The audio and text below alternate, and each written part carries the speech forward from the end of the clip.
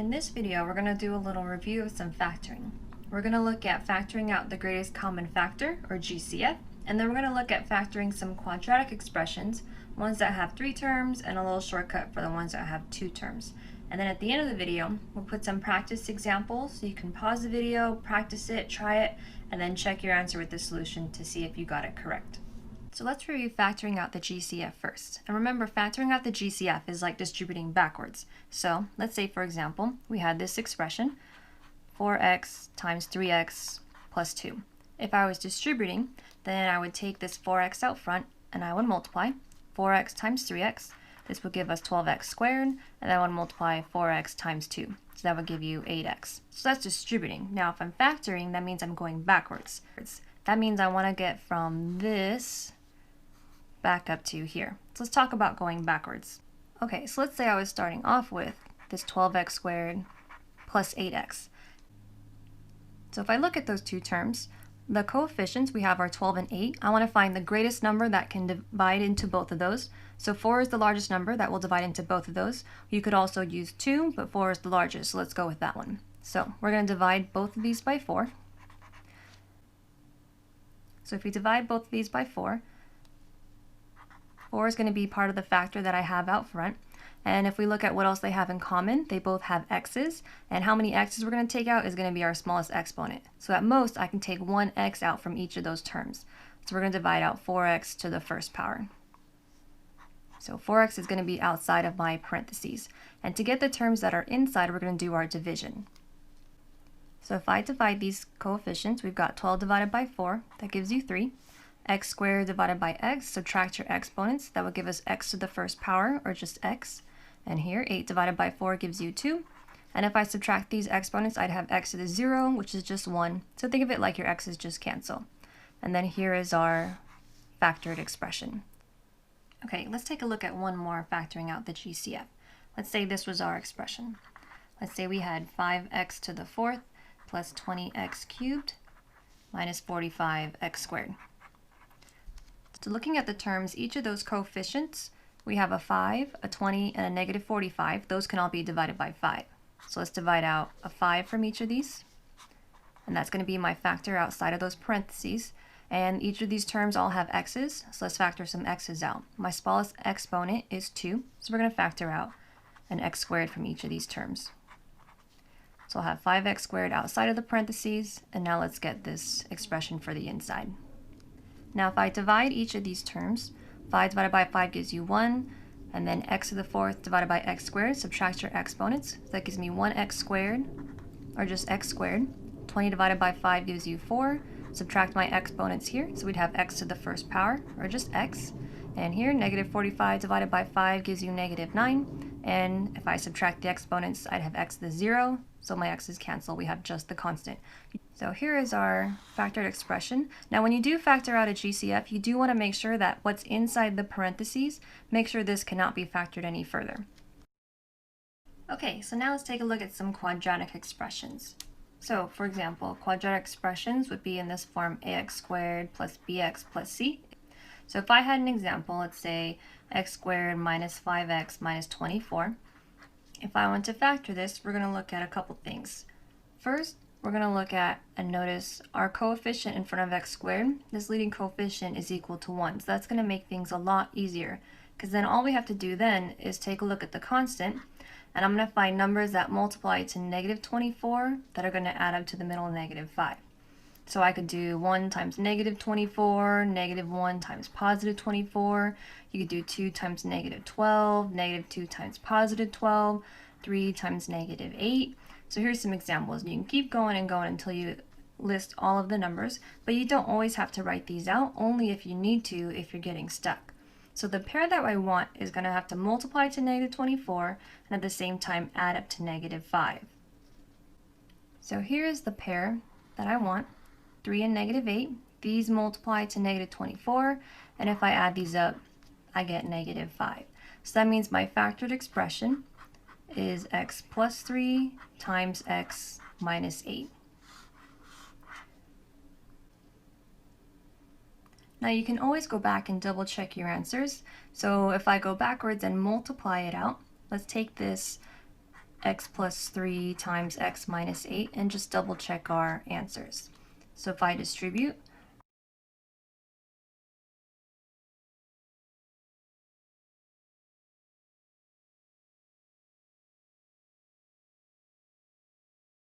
okay, so what do we do if this coefficient in front of the x squared is not 1? There are lots of different methods. There's this method called the bottoms up method that I like to use. There's also the box method. There's the AC method, splitting the middle term. There's the crisscross method. Tons of different ways to factor this expression. So I encourage you to do a quick Google search to find one that works for you. I'm going to show you how to do the bottoms up method because for me that tends to be the quickest and the easiest and the less amount of writing. So let's say we had an example. Let's say we had 6x squared plus 7x plus 2. So here this number in front of the x squared is not 1, so there's some extra steps we have to do. Okay, so before I would just look at this last number, find numbers that multiply to this to add to the middle, but we have this extra number here, so what we're going to do is we're going to take this 2 and I'm going to multiply it by 6. So I'm multiplying first number times last number. 6 times 2 gives you 12. I'm going to find numbers that multiply to this that add up to the middle. So I could do 1 times 12, 2 times 6. We're going to do 3 times 4. So these will multiply to 12, and if I add them, I get the middle number 7. And before, what we'd do, once we found these two pairs of numbers, we would write out our factors, x plus 3 times x plus 4. And if I just stopped here, if I tried to multiply this out, I get x times x, which would give me x squared, but it's supposed to be 6x squared. So there's more work that has to be done. So what we're going to have to do is we're going to have to undo that first step that we did. We took the 2 and multiplied it by 6, so we're going to undo that. We're going to divide both of those numbers by 6. So we're going to do 3 divided by 6 and 4 divided by 6. Now 6 doesn't go evenly into 3, so we're left with a fraction that we're going to reduce. Here 6 doesn't go evenly into 4, so we're left with a fraction we're going to reduce again. So if I reduce these, I've got 3 over 6. The number that divides into both of those would be 3. So I'm going to reduce this, divide top and bottom by 3. So here we go. 3 divided by 3 gives you 1. 6 divided by 3 gives you 2. So 3 6 reduces to 1/2. Over here, 6 can't go evenly into 4, so I have a fraction. Make sure if it can be reduced, reduce it. Top and bottom here can be divided by 2, so let's divide them. 4 divided by 2 gives you 2, and 6 divided by 2 gives you 3. So this 4 6 reduced to 2/3. Now here's why it's called the bottoms up method. Once I reduce this fraction, 2 can't go evenly into 1, so this bottom number is going to come up and become my coefficient of x. So this is going to be 2x, and then I'm going to write what was left over, plus 1. Same thing here. Bottom number comes up for my coefficient of x, so I have 3x, and then write what's left over, plus 2. And here is my factored form. Alright, let's try one more like those since those tend to be kind of tricky. Let's look at this expression. 5x squared plus 6x minus 8. So I have a number in front of x squared. My leading coefficient is not 1, so there's that extra step we're going to have to do again. We're going to use the bottoms up method. I'm going to take this negative 8 and I'm going to multiply first times last. 5 times negative 8 gives you negative 40. And we're going to find numbers that multiply to this to add to the middle. So I could do 1 times negative 40, I could do 2 times negative 20, and so on. The pair that we want, we're going to use negative 4 and positive 10. These will multiply to negative 40, and if I add these up, these will add up to positive 6. So let's start to set up our factors. We have negative 4, so x minus 4, and positive 10, so x plus 10. And we can't stop here because I'm supposed to have x times x gives you x squared, but it's supposed to be 5x squared. Okay, so what we're going to do now, since I took this last term and I multiplied by the first number, we're going to undo that step. We're going to divide. So I'm going to divide this by 5 and divide this by 5. Now 5 can't go into 4 evenly, so I have a fraction. I need to check to see if I can reduce it. There's no number that divides into 5 and 4 at the same time, so we're going to go straight to bottoms up. Bottom number becomes our coefficient of x. So this is 5x minus 4. And here, 5 goes into 10 2 times. We're just going to divide it. It divides evenly. 10 divided by 5 is 2. So this becomes x plus 2. And here is our factored expression.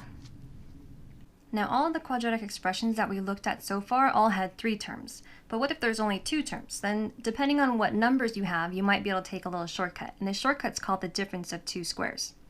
So For example, let's say we had this expression x squared minus 36. It's a quadratic because my biggest exponent is to the second degree, and I have this constant here, negative 36. If I were to expand this out, this really is x squared plus 0x minus 36. So that means when I factor this, we're going to look at this leading coefficient. My leading coefficient here is 1. So that means I just need to look at the constant at the end, find numbers that multiply to last that add up to the middle. So these two numbers will multiply to negative 36, and then if I add them up, these add up to 0. Notice they're the same number, opposite signs. So that means I can factor this, x plus 6 times x minus 6. Now looking at another one. Let's say I had x squared minus 49. So this is really x squared plus 0x minus 49. My leading coefficient again is 1. So I'm looking at numbers that multiply to the last that add up to the middle, and my numbers are positive 7 and negative 7. These multiply to negative 49, and if I add them up, I get 0. So my factored expression would be x plus 7 times x minus 7. Now if you notice in these two examples, there's some things that should start to appear. We've got 36 here. The square root of 36 gives you 6. And then that's my numbers in the two factors, a positive 6 and a negative 6. Here I've got 49, square root of 49 is 7, and that's my two numbers that I have, one positive, one negative. So that's why it's called the difference of two squares. We can take some shortcuts. Okay, so here are some practice examples for you to try. Take a second, jot these down on a scrap piece of paper, pause the video, and then work them out, and at the end, you can check to see if you got them correct. Good luck.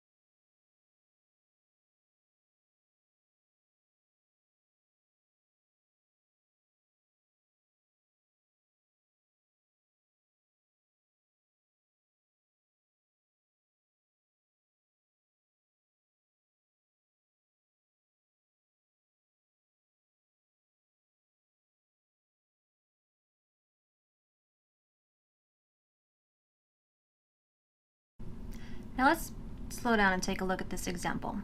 So we factored out the GCF, and now when I said earlier is that you should always try to make sure to see, can you factor this expression inside the parentheses further? Because this one we actually can. So looking at this, we have a quadratic trinomial, and our leading coefficient is 1. So just double check, see if it can factor further. Since this leading coefficient is 1, we're going to look at the last number, see if there's numbers that multiply to last that would add up to the middle here. So if we use negative 5 and positive 2, these will multiply to negative 10, and they also add up to negative 3. So that means this piece can get factored further. So we're going to factor this to x minus 5 times x plus 2. And I'm still going to have this GCF that we factored out front, 3x to the third. So this time we have three different factors. And here is our completely factored expression. Okay, here are all the practice problems with each of the answers. The last one was a little bit tricky. I hope this helped you review a little bit of factoring, and hopefully this helps you find a little bit of peace in math. Let me know what you think in the comments, and see you next time.